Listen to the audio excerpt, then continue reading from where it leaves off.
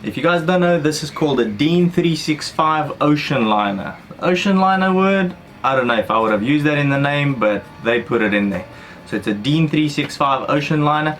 This one in particular, it's a 1991 model, hull built, and then she was completed a couple of years later, and then we bought her and gutted her out and then finished the boat to what it is today. So it looks a lot different from when we initially bought the boat. She launched at about 7 tons. She was initially 8.5 tons, so she's a bit of a fatty, and but that's just how this boat's built. It's really solid fiberglass everywhere. There's minimal coring other than the deck.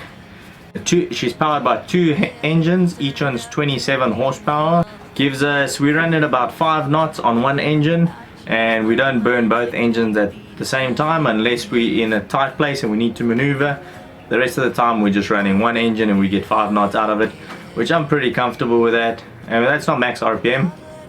Our engines rev up to 3,600 RPM max rev, and we ran at about 1,800 to 2,000 RPM, which we felt that's the most economical and kind of where the manufacturer specs with the best power to torque curve that we get. So that's the spot where we run it.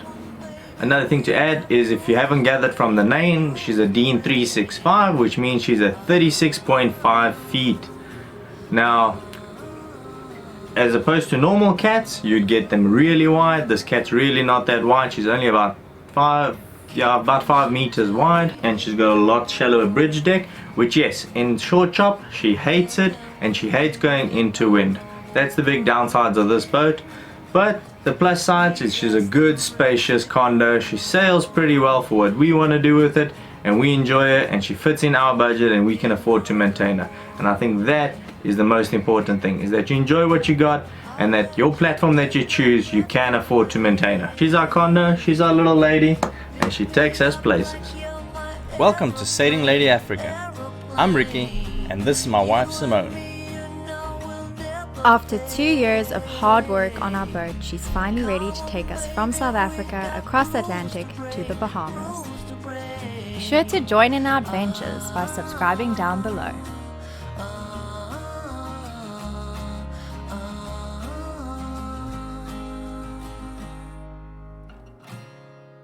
You got what I need effortlessly. Let me know you want it. Follow me. With you I can breathe, there goes so deep. Hey everyone, welcome back to another week's episode of Sailing Lady Africa. And I know a lot of you guys have been asking about a tour of the boat, and finally here's the tour. Let's start with the outside. Right over here, as you guys know, this is one of our sails. It's on a roller furler, and this is a Genoa that we have. We don't fly a jib because our mast's so far off back.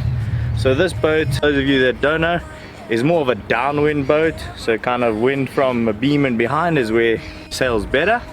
From the front, if the water's fairly calm, she's not bad sailing. But yeah, so she flies a Genoa, which means it's a really big head sail in basic terms, as opposed to a smaller, generally more commonly used today. So it's more of an older technique of sailboats, but it's pretty good. She sails good downwind. And so in addition to that, we have a little baby staysail, which is kind of more of a kind of bad weather sail, or if we're going a little bit into the wind, then that sail performs. It's on a self-tacking system, so we'll show you guys about that if you want to see. Kind of just did it on a self-tacking system, so it's less lines that we have to worry about. We kind of set it up in the beginning, and then we just tack along that point and it turns by itself. So it'll move from left to right according to the wind. One thing that we are considering doing is possibly getting a new Genoa. It is a big cost. It's a short sail down here. It was like I think 530 miles that we did to get down to Cape Town from PE, or 430, somewhere around there. The whole weather strip is pulling apart, so some of you guys might say, yeah, well, that's easy to, I mean, that's stitched, right? And I think you can make it worse. Well, it's not making it worse. They're going to restitch the whole thing. So we are going to get the sail guys in here and give us evaluation of, listen, is it just the weather strip that needs to be redone? The one plus side is that generally speaking, the sails in South Africa are half the price of anywhere else in the world. That's generally speaking, that's what we've heard. Don't think they bargain in South Africa. If you're South African, they're still expensive. There's a lot of money for a sail, but in the long run, would it be worthwhile to maybe get a new sail now? I mean, obviously everyone when we were in PE were like, no, those sails are like brand new and everything. Well, one little sail down here and a lot of the stitching's coming loose. However, we do have a brand new main that's in there, so that one's still good to go. And our little stay sail, we might be able to get a sail that was cut for another boat. They never used it, and the guy said possibly they could just add in, just do some trimming and it would fit perfect for you. So this is asymmetric sail. If you guys are not familiar, it's a big pretty one. Whenever you see a boat and there's beautiful colorful sail, that's what it looks like, and I'll show you what it looks like now. Basically what it is, it's a big sail inside a sock, and the sock kind of closes up the sail. It's a good way of handling the sail because it's so big. Makes it nice and easy and comfortable to work with, and it goes back in this anchor locker. This is our anchor locker. We also use it to store our spinnaker. As you can see, we've got a lot of space up front here. Both these lockers got huge amounts of space where we can store a lot of things. Our anchor locker works is pretty much there's just chain and rope, also known as rode, and that goes in there. And then with these two buttons we can electrically control they call it a windlass, but it's pretty much just a chain winch.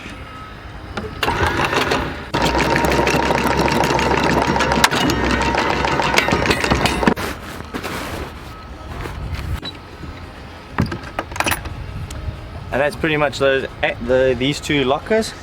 This one, we try and keep it as light as possible, but what we do have is our gas bottle, our spare gas bottle. We're going to change to another fiberglass bottle because of the corrosion on that one. Pressure washer, a couple of lines, and some diving gear on this side. And these, as you can see, that's the deck seats on the boat, and it's the bow seats. It's where all the fun happens. The dolphins come and play around here, and you say how's it to them from right over there. Yeah, it's definitely my favorite spot on the boat. I think it's calm. Everyone's favorite spot on the boat. Front here we also have our 2 paddle boards. We store them in the bags while we're on passage, and then once we get to the destination we'll inflate them so that they're accessible. But for now they stay here in their bags, and we just strap them down so that they don't move while we're on our way. As you can see, we've got a lot of deck space on this boat. These Deans were built like that. They got a good amount of deck space. We've got our life raft. This is our life raft. Those of you wanting to purchase one, I'd probably, if we could purchase again, I would have gotten a hard case. It's actually a little bit more expensive. It's the same price, but then you need to add the mounting bracket, which makes it more expensive. But this thing's kind of an inconvenience to carry around. We haven't decided yet whether we're going to strap it down to this pole and leave a knife here to cut it loose, and the painter will be attached to this, or if we're going to move it to the aft swim deck and mount it on there with some pad eyes or something like that.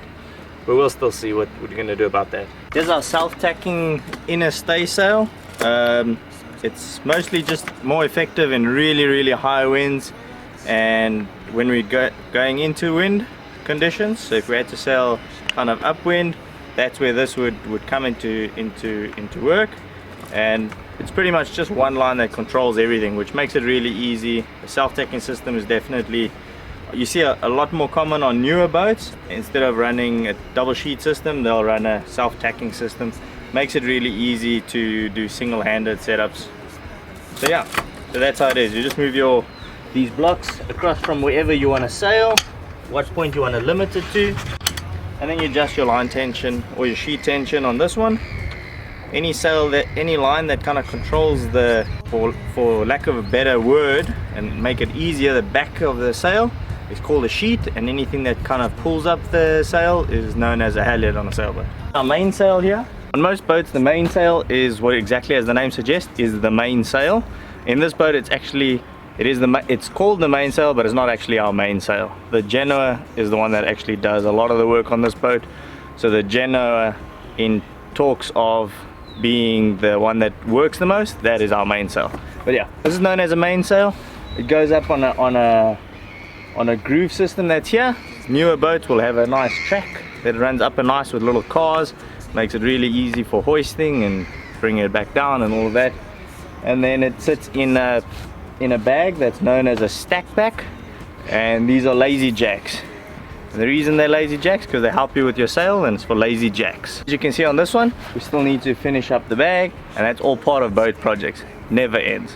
a little bit about our rigging. This is Dyneema rigging, so it's synthetic. Looks like the bottom lines over here, but it's actually covered with this, which is a chafe sleeve, and it's got these beautiful solid thimbles. These are 316 stainless steel solid thimbles, and if you want to do rigging out of synthetic rigging, you need solid thimbles. You cannot do this out of the ones with the little gap in the middle. It's just gonna crush it. Okay, and what does the rigging do? Rigging are pretty much the lines on the outside, or you can't call it the lines, but it's pretty much what holds this pole up. All of that stick is known as our mast, and that's pretty much what allows us to have sails on a sailboat. And this is what holds it up. There's a whole bunch of them. There's lowers, there's backstays, cap shrouds, and then depending on what rigs you got, it gets pretty complicated, and there's a whole bunch of names for this stuff. It's just a bunch of rigging. A guy called Luke from Kraken Structures, and he helped us build these rigs. It does take a bit getting used to, but once you get used to it, I think it's quite cool, and it's there, and you get a sail. It's a lot lighter than normal stuff. As you can see, our lifelines are also built out of the same kind of material, and what it means is that you can run your hand up and down here and you never get hurt or anything. Downside to it, it does chafe, and you kind of lose a little bit of material over time. These rigs will hold about 10,000 kilos on one of them, so they're super strong. And we do actually up front in those lockers, we actually have a complete spare rig. If we had to fail one, we could hook up a second one, or if we had to chafe through one, or whatever the case may be, or if someone breaks a rig somewhere while we're sailing, we've got a spare rig, or just one of them, to help the guy out, and he can maybe get somewhere. And this is how we stay off grid. This is our solar panels, and we got a lot of it. We've got 1,000 watts of solar pretty much. So 3 of them, 1, 2, and the money maker in the back, and I call him the money maker because when we're sailing, he's pretty much always catching sun. So these ones, we kind of move the sail when we're at anchor. We don't need to now because we're not consuming that much power, and we're kind of always staying topped up. So these guys these plus our lithium batteries make it amazing. We never need to start any engines to charge. We never need to plug into shore power. We could literally stay endless on solar, pretty much on the sun. We've run 3 days of no sun or very little sun, and we still had enough power to keep on going. And that's truly the ability of a correct amount of solar with the correct amount of lithium and the right setup. If you guys want to check more about that, check next week's episode. It's all going to be about the interior of the boat, and we'll show you guys the electrical systems. So right over here is the helm, and this is pretty much where all the fun happens. If you're sitting in this position, you can tell other people what to do. When Simone sits in here, she always tells me to make food and get stuff and check everything out. So I do all of the interior work while she's sitting here, and when I'm sitting here, I still got to do the other stuff. I'm just kidding. When I'm sitting here, she gets to do all the stuff for me, and she brings me lunch and all that good stuff. So over here we got our chart plotter. We've got our wind depth and speed comes up on here. It's also everything that's on here also can be mirrored onto there, and we've got our autopilot at the end. And right over here is where we mount either my cell phone or our iPad, and we use Navionics charts on there, which is a great plus to have. I definitely recommend Navionics charts. We're by no means sponsored by them, but it's fantastic to have, and I think it's a great program. The thing to add about our electronics is that when we get into harbors and stuff, well, now we don't need to because we're in the beautiful V&A. Actually got a cover that covers over here, and they got one-sided bolts, which means we tighten them from the inside and you can't do anything from the outside, and it closes all of this, which would mean if someone tried and actually steal the electronics, they'd have to mess up the entire fiberglass mounting, and then by that time they would most probably have damaged the electronics on the inside. Controls for each engine: forward, reverse, neutral in the middle like that. Inside here we have the sound system, and we've got a backup VHF, and I can control all the outside lighting from inside here. So right over here we got our reef system. Controls our reefing lines that control the reefs on the sail. So pretty much what that is just makes our mainsail a little bit smaller. We control that from here. This controls all the halyards on the boat, which means all the raising of any sails, that will be done from here. Topping lift's also here, which is the one that goes to the back of the boom. So that's all here, driven through this winch. On this particular boat, it's fine, you don't need that much leverage on these sails. These sails are not that big, so a little bit of muscle and you get them up. From Being over there in the helm position, we can see our gauges and we can monitor exactly what our voltage doing, temperatures, pressures, and RPM on engine, and also engine hours to monitor our service intervals. Shore supply, we don't use it very often. Every once in a while we plug it up to do balance charging and all of that, and just overall maintenance on the lithiums, but otherwise we really don't use the shore supply so much. So this is the first time we've plugged into shore supply in 6 to 8 months. Down in here is the autopilot pump. It's not necessary to show, but it's just a little hydraulic autopilot pump. Coming into this first hatch, so underneath this entire floor area right up to the back is storage. You can see there's still a lot of space. We kind of keep over here, we're keeping a couple of boat repair stuff, fiberglass, we keep the vacuum cleaner in here, a bit of rigging gear, some soaps, a couple of spare parts that we need to get rid of, and yeah, so this is storage. But when we get on passage, we pack everything neater, and half of this gets stored full of food, and the other half of food goes on the inside. We more put the kind of stuff that can get wet, so like milk and water and all of that we'll store in here, and then the other stuff we'll store inside the boat. So here is where we store our diesel. How much diesel exactly? Underneath this seat here we've got 150 liters, 150 liters, and in here we slam another 200 liters of diesel. But this mostly we only use when we're planning on long passages and we kind of want to get there, we need the range. We'll fill all of these up and then we'll have the range. We also store extra oil in here, so oil for services. We carry a lot more oil than what we normally do during passages. So for passages like the planning passage that we're busy getting ready for, we actually have enough oil to do 3 services along that passage. And you might think, why do you need so much oil? Well, it's not everywhere that we can do services, so having the oil, make sure that we meet our services on the time that our engines are, or when they require the services. And that's the most important part, is always having oil to do oil changes. Oil is the life of that engine. These 2 winches in the back of the boat pretty much control our sheets for our genoa and the sheet for our spinnaker, or we got an asymmetric, this sheet for us asymmetric, and it comes through a whole bunch of blocks, and blocks are these.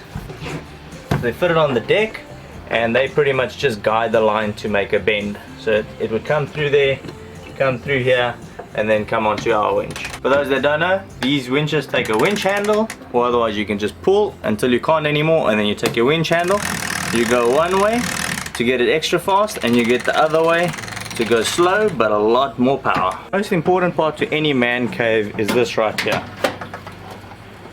In America it might be familiar as a barbecue, in South Africa this is known as the braai. This is where all business deals are done, where women are kept happy, and what else happens here? Good food.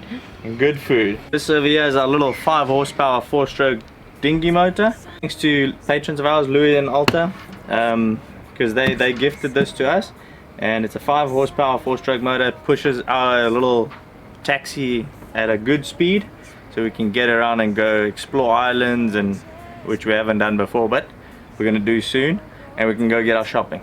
So this is our shopping car motor. So right over here is my seat in the house. I love this spot over here, and one of the good things about it is this right here. You might be wondering, what is that piece of stainless steel? This is my rod holder. When this boat sails, it's a permanent fishing boat. Put my one rod here, one on the other side, and we trawling, baby, until we go on. Right over here is our hydraulic steering ram, which is connected to the steering wheel and to the autopilot pump, which turns this, which is connected to one of the rudders, and it's got a tie bar which is connecting the 2 rudders together, which is made out of stainless steel.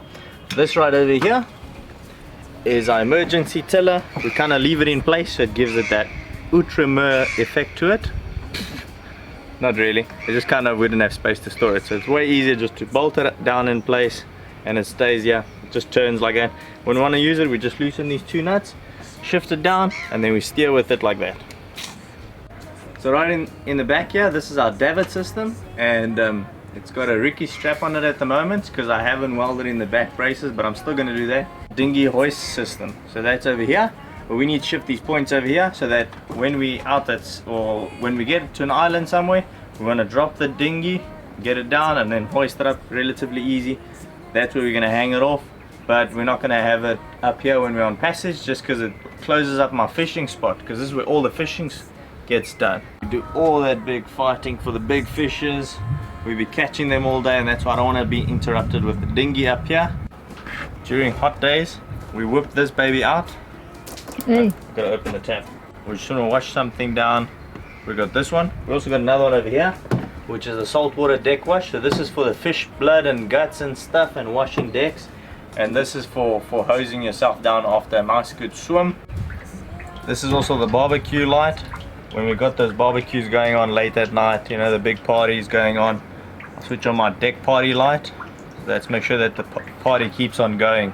So come, follow me. I'll show you our little get around car. This is our Uber, our taxi. So this is our taxi at the moment. We're kind of cleaning up and getting ready to pack her away, because we're not going to store her on the Davit anymore. We're going to fold it all up into a nice little package that she goes into, like a little burrito package, and we're going to strap her down onto the deck. But yeah, this is our 3.2 meter Vitus dinghy, and takes 3 people comfortably, but I can attest that it can take 5.